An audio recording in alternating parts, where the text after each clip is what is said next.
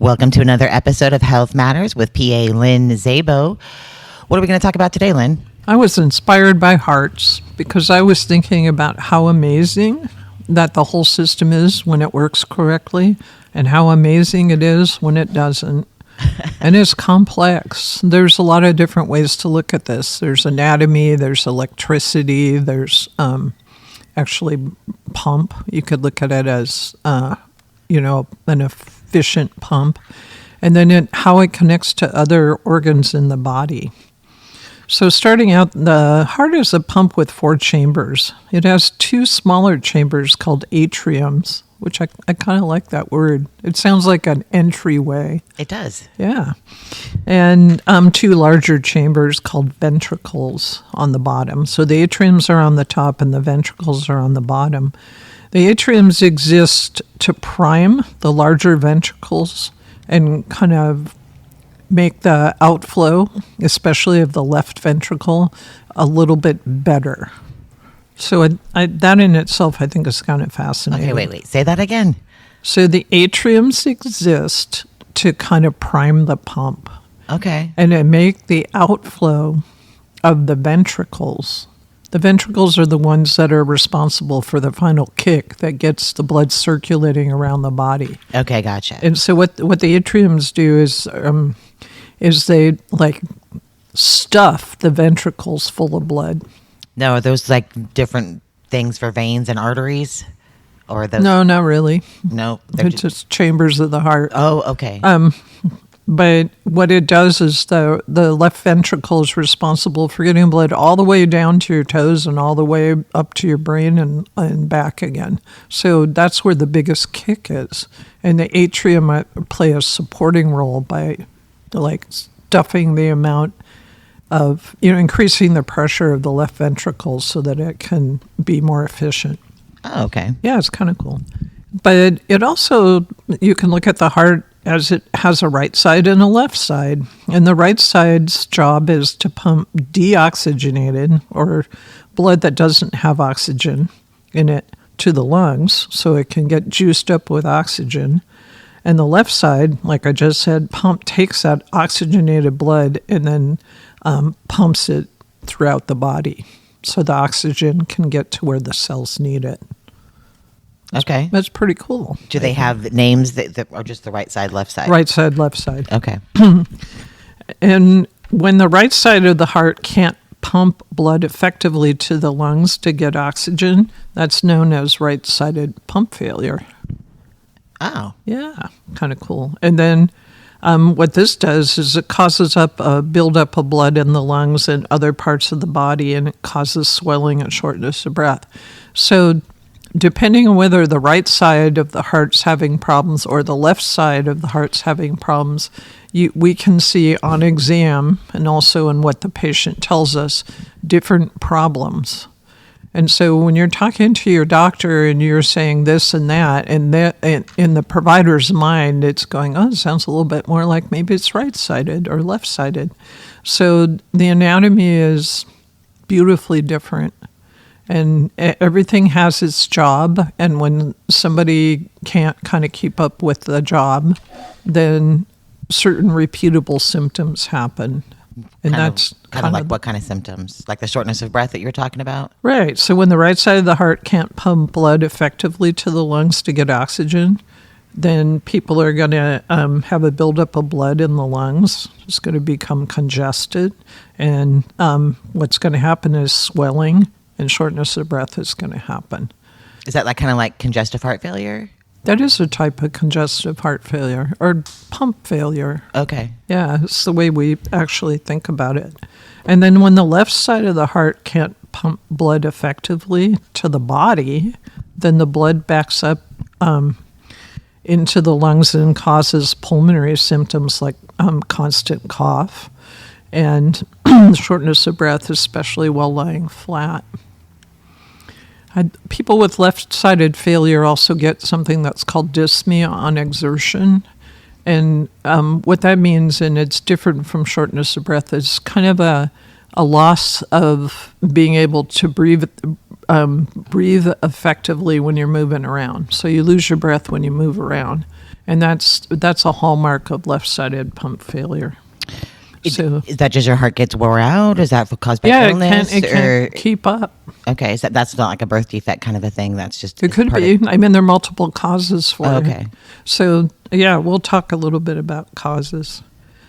But this is a really synchronized system that's closely aligned with the lungs, that depends on demand and probably position of the body.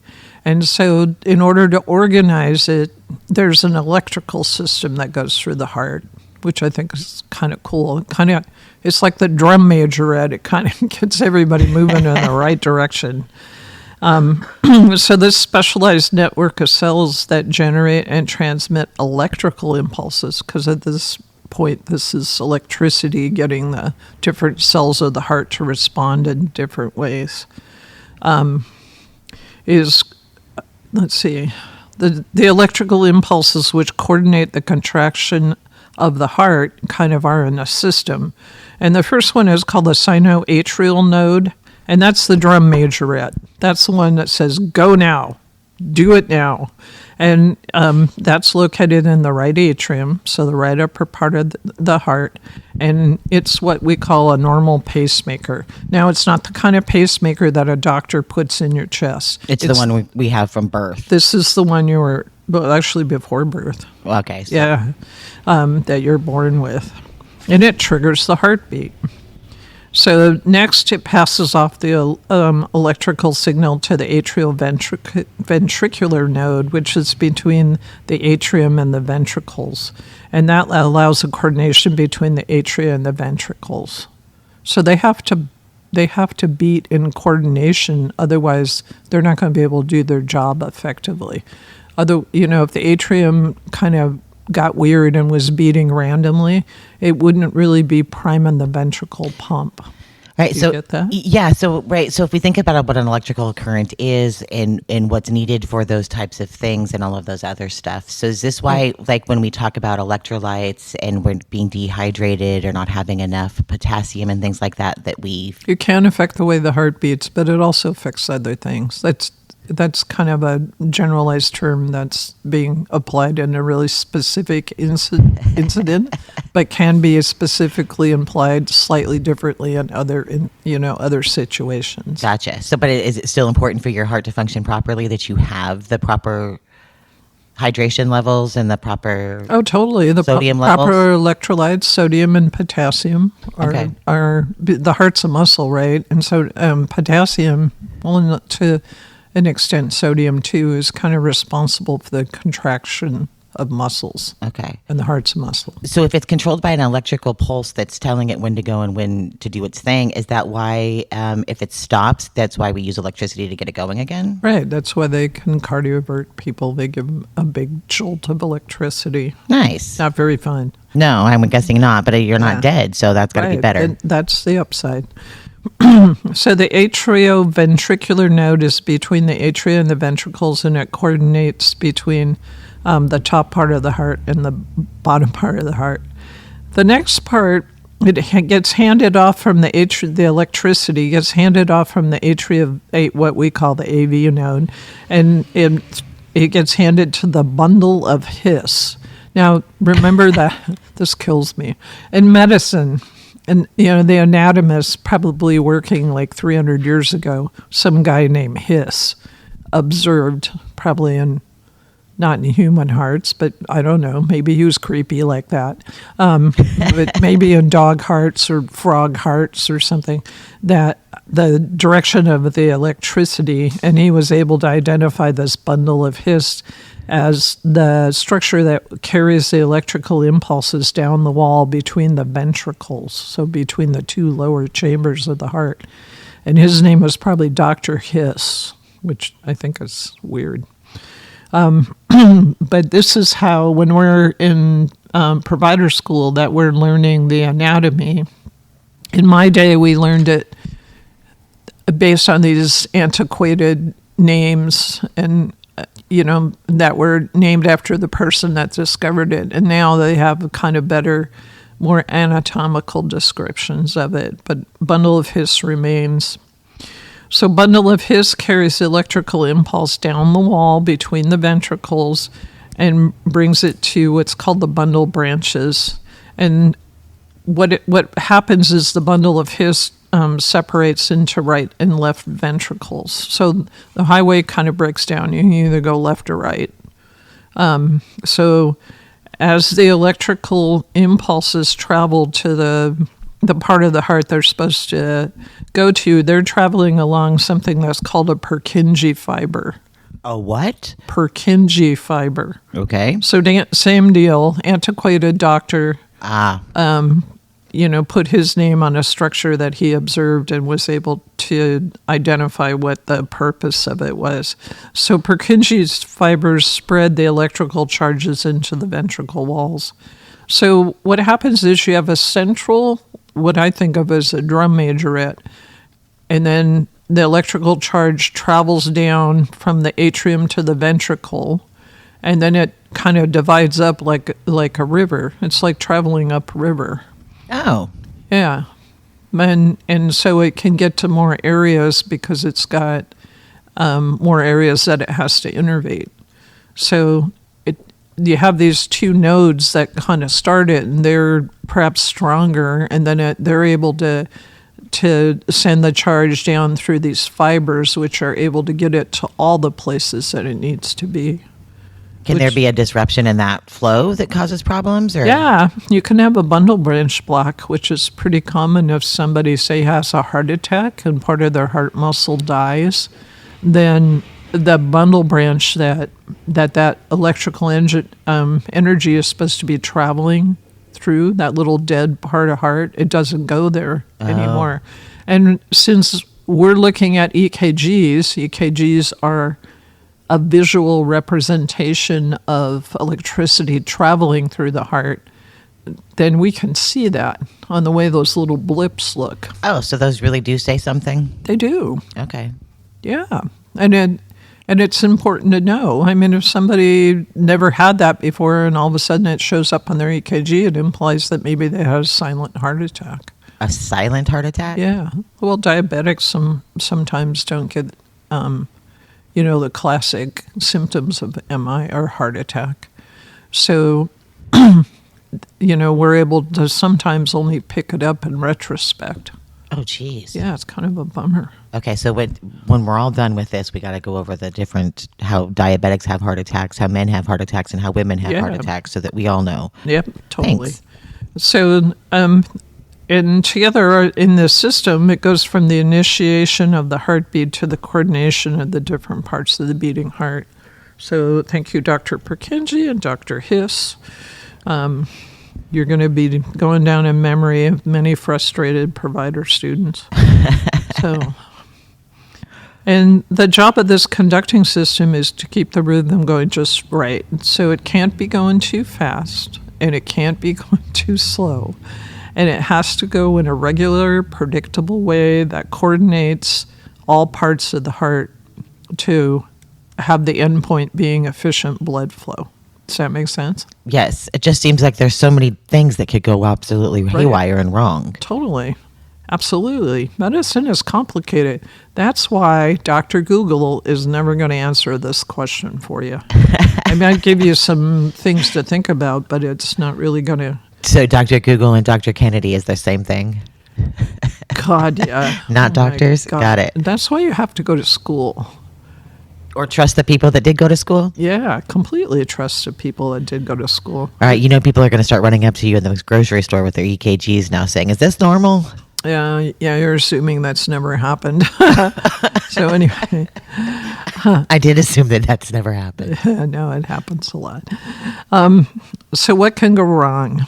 So structural defects like of the heart, like somebody, perhaps a newborn, which is born with a abnormal structure of their heart there's a lot of different types, but the one I looked at was tetralogy of Fallot, which has a group of 4 structural defects, and Lord knows, don't ask me to go into them, that change how this system works. So this is like, you've got this road, you know where it's going to take you, it's taken you there like billions of times, and then all of a sudden all the off ramps are different, and all the, there's delays in one area and shortcuts in another area that were never there before. Oh, geez. Yeah, and it causes the efficient delivery of blood throughout the body to be compromised. And this can happen in children? Yeah, infants are born with it, and it requires a lot of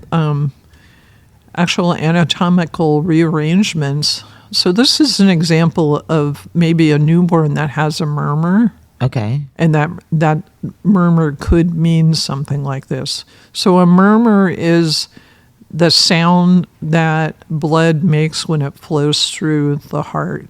That's all it is a sound. Now, if you go up on the river and you're listening to the river go over, like a rocky, shallow area, or, a narrow channel.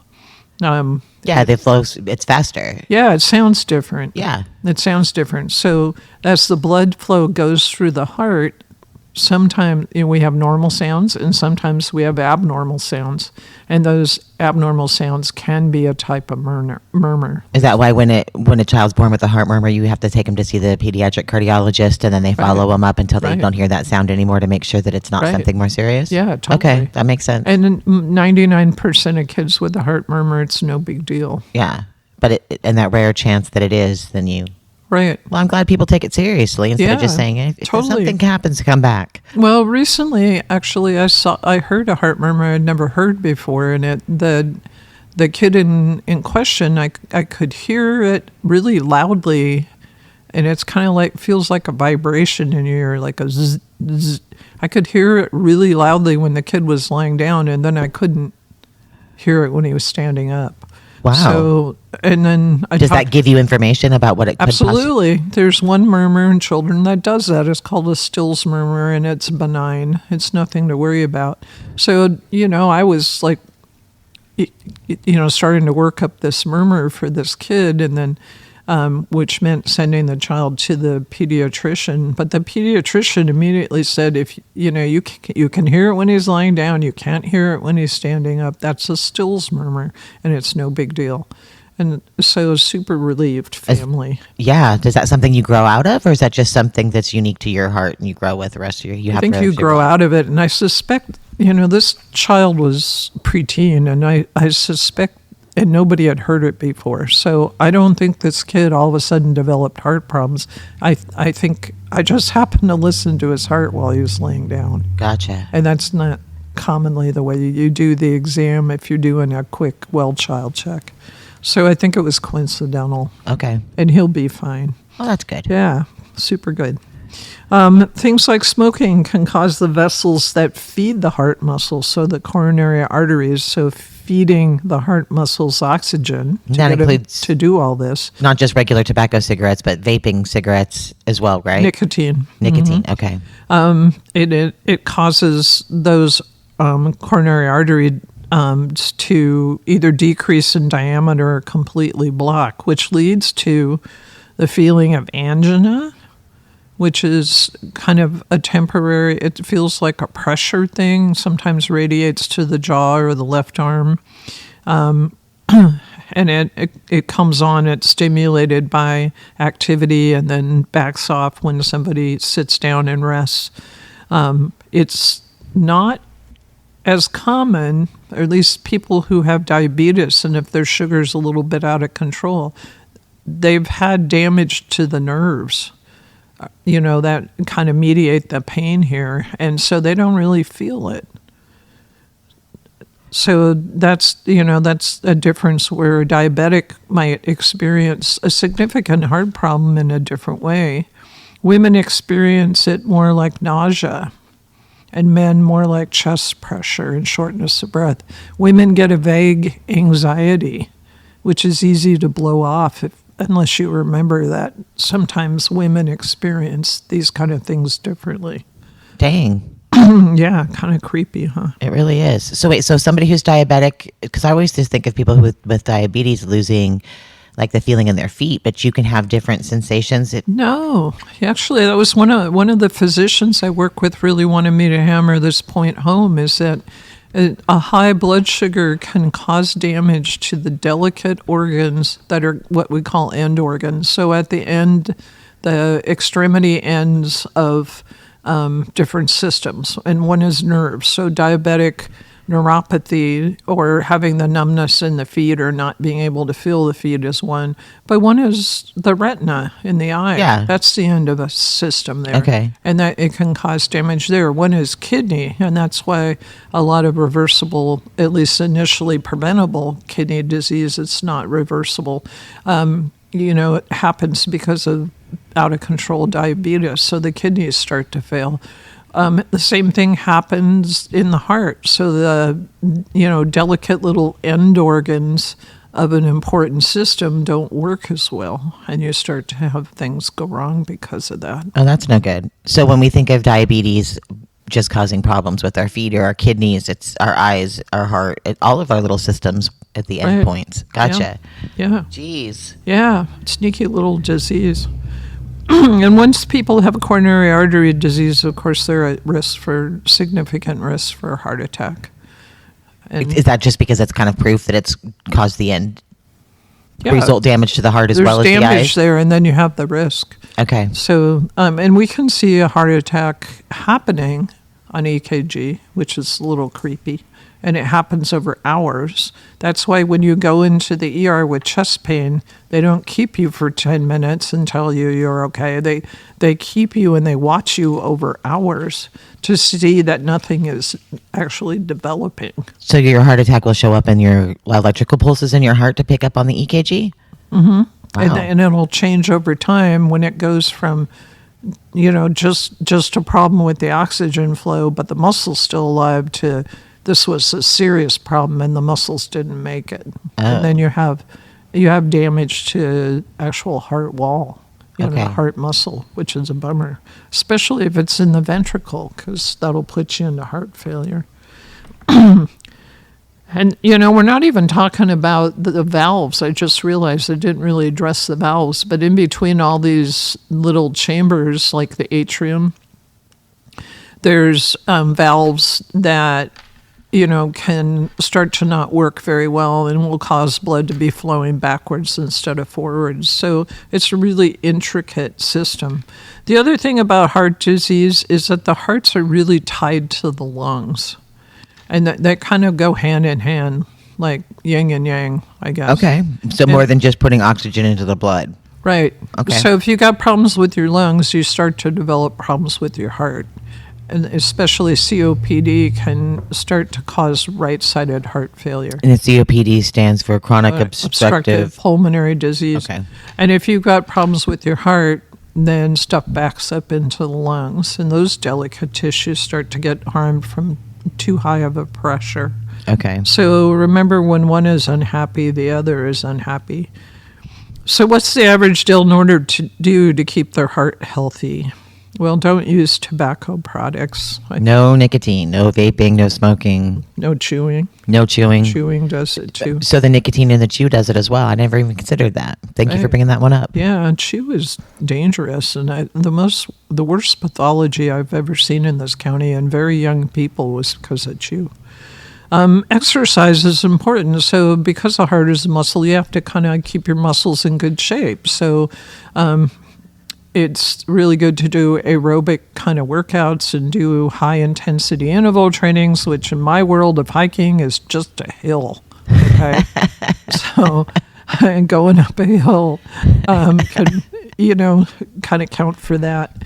Eat a heart healthy diet. Try to do it. What is that? Goodness The gracious. DASH diet, dietary approaches to stop hypertension, which I hand out a lot in clinic, and people get that sad look on their face like I'm commenting on their weight when I'm not. This is a diet that helps your heart. It has nothing to do with losing weight, although somebody who was committed to it probably would lose weight, but that's not the purpose of it. The purpose is to keep your blood pressure down, which means that your heart can pump effectively with less effort. And that means it's going to last longer before it starts to wear out. So with people with lower blood pressure, do they live longer than people with high blood pressure? It depends on why they have low blood pressure. If they've just lost a lot of blood, they're not going to. But check it out. The DASH diet, very similar to the Mediterranean diet, but DASH is easier to spell. So that's what shows up in my notes. And pay attention to getting the recommended healthcare maintenance testing. Like that's every year going to get your physicals done, get your blood test work done. Make sure you take your meds, get your cholesterol checked. Get your cholesterol. Okay, so can that all be just done on one overall blood test to get your cholesterol and all of those other things done? Sure, but you're probably going to want to see how it changes over time. Okay. So follow up when you have abnormalities. And I think what happens is people get scared when their provider says, oh, your cholesterol's too high, or wow, you have a little thing on your EKG that wasn't there before, and they get terrified and they go with denial and they never follow it up. And until it's caused a problem that is harder for us to fix or impossible for us to fix. What do you mean? Like it's actual heart disease instead of preventing it? You denied it and you put yourself into heart disease? Right. Gotcha. Right. You allowed it to progress. So, it's important to take care of your heart. And I think it's a beautiful structure. It's intricate. I've only scratched the surface. Like I said, I didn't even talk about valves, and valvular heart disease is kind of interesting. But my hope is we can get a cardiologist on the show, and then this will be a good kind of baseline for people to start thinking about their hearts and maybe take better care of them. So do you know a cardiologist? Yeah, there's been one that's contacted me that's interested in being on the show, so we're still in discussions about it. Yay, that'll be fun. Yeah. All right. Especially since we don't have one in Del Norte, so it'll be nice to talk to somebody and how we can get access to that important care. Why is it we don't have one? Do we just not have a need for one here? I would think that we do with all the people we send out of it. Do we not have the facilities to house somebody? Do they want to do surgeries? Why is it we don't? I think all of the above. All of the above. I don't think there's enough of a problem to make it profitable, and just to make those individuals not sound like mean capitalists. They are in school for like 7 to 10 years, and they've got huge loans to pay back, and this is just not a community that has the conditions that are suitable to make it possible to practice here. Gotcha. Yeah. Well, Southern Oregon cardiology comes down to Medford, or not Medford. They come from, they come from Medford and Grants Pass to Brookings to see the people in our community. And what about Medi-Cal? They see the Medi-Cal patients. So yes, if you're in partnership, you can go to see the cardiologist. That's there. good to know, because oftentimes at UHS we're told to send people down to Humboldt because there is a cardiologist whose contracts with UHS, Dr. Tim Botzler, but he is well loved and way overbooked, and it's hard to get people in a timely manner. So going to Brookings is a good option. Yeah. As far as I know, if you have partnership or you're on the California version of Medicaid, then you can. It's if you're on Covered California that you cannot. Right. So if you're on Covered California, you can't leave the state for medical care. Right. So. And there's some political thing going on with the cardiology world in Humboldt County with St. Joe's. I have no idea what it is, but Well, that doesn't sound good. it does affect access to care. That's unfortunate. Okay, so diabetics are going to feel a little bit differently when having a heart attack. Is that for men and women? Yep. Okay, and women are going to experience heart attacks differently as feelings of anxiety and nausea, and men are going to feel pressure. Right. Okay. It's not necessarily 100%, but it makes women's heart disease easier to blow off. It's just nerves. It does. So if you really think you got something going on, don't accept being belittled for your problem. Gotcha. And that happens to us all the time. Yeah. Thank you so very much, Lynn. That was a lot of information, and I'm going to have to listen to this a couple of times. So if you are like me and you need to listen to this again so that you can learn exactly how it is that your heart functions and the things to watch out for, you can follow up on KFUG Community Radio YouTube channel and go to the playlist and select whichever episode of Health Matters that you would like to listen to again, and listen as much as you'd like. Thanks, Lynn. I'll see you next week. Mm-hmm.